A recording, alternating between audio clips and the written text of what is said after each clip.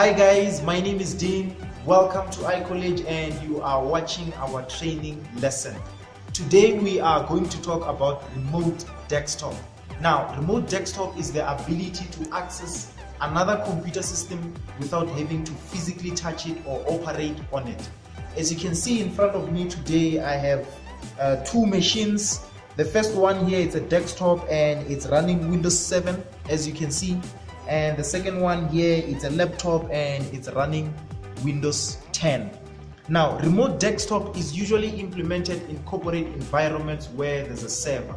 So instead of you physically accessing the server all the time, it means you have to use remote desktop to work on the server. A server is a machine that must always be secured and protected at all times. So without any waste of time, let me just quickly show you how to use remote desktop. So like I said, this laptop is running Windows 10 and we are going to use it to access this desktop that you see here. So as you can see on the desktop, the start menu is on and it says welcome to remote desktop. So this is actually Microsoft Word running on the desktop computer system. So as you can see, the menu is just Windows 10, as you can see.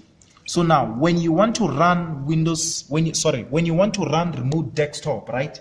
You simply press the start button and you type remote. So there's a lot of suggestions that will come through. You just have to select remote desktop connection, as you can see there on the screen. You just click on it. So now the application is open and as you can see there's details already. It's simply because I was using it before. So I'm just going to remove everything and start afresh. Now there's two ways in which you can make a connection using the remote desktop. So I will start with the first one. So now I am going to use an IP address to identify the computer that I want to connect to. So the IP address of the computer that I want to connect to is 192.168.1.1. So from there you simply say connect. My computer is it's a bit slow. So just give it a moment. Connect. Let me just use enter instead. Okay. So now, as you can see, it is requesting the password of the user account that I will be using. So the password is simply 1. So once I open remote desktop on this computer system, it will close the desktop on this desktop computer system. I know it's confusing because I say a lot of desktop. What I'm saying is it is going to close this face that you see here and it will show the account screen only once I connect to the desktop computer system. So the password is 1, so I'm just going to say okay. And now it is trying to establish a connection to the desktop computer system. So I need you guys to watch closely and see what will happen.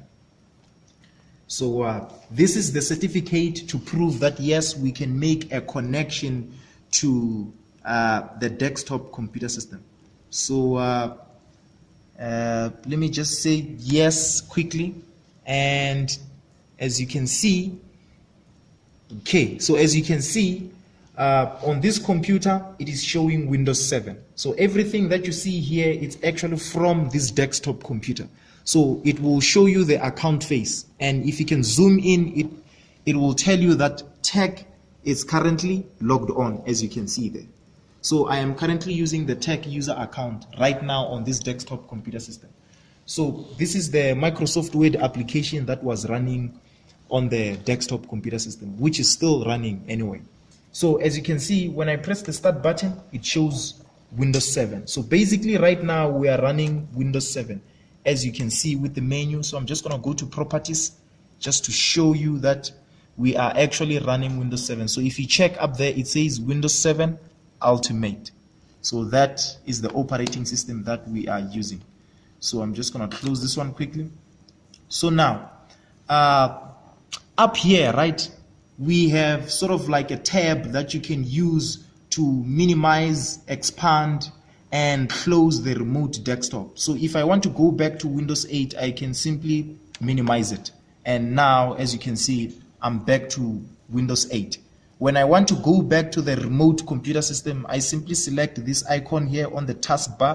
I click on it, and now I'm back to Windows 7, as you can see. So when you want to close the remote desktop connection, let's just say you don't want to use it anymore. When you want to close it, you simply select close, as you can see up here. You close it and then you say okay. So now the connection is lost.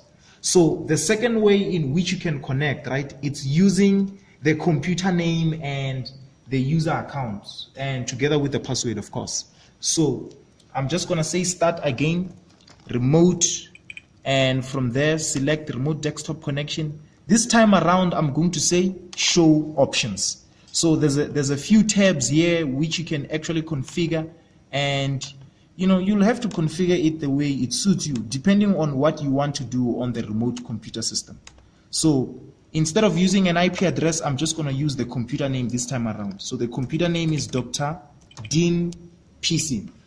The computer name is Dr. Dean PC, as you can see. And the user account that I'm going to access is tech. As you can see there, it's tech. So if you want to remember the credentials, you just say allow me to save credentials. That means it won't ask for a password the next time you try to access the remote computer. So I'm just gonna say connect, and I have to put on the password of the user account that I'm trying to access, and the password is simply 1.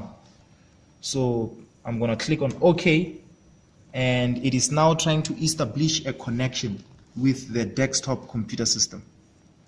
So let's just give it a sec until it connects, and now we are back. So as you can see, there's two ways in which you can use the remote desktop application, to connect to a remote computer system. You can either use an IP address, or you can use a computer name and a user account. So this is Windows 7. We're back to Windows 7 again. As you can see, this is Windows 7. So that's how you can actually use remote desktop application.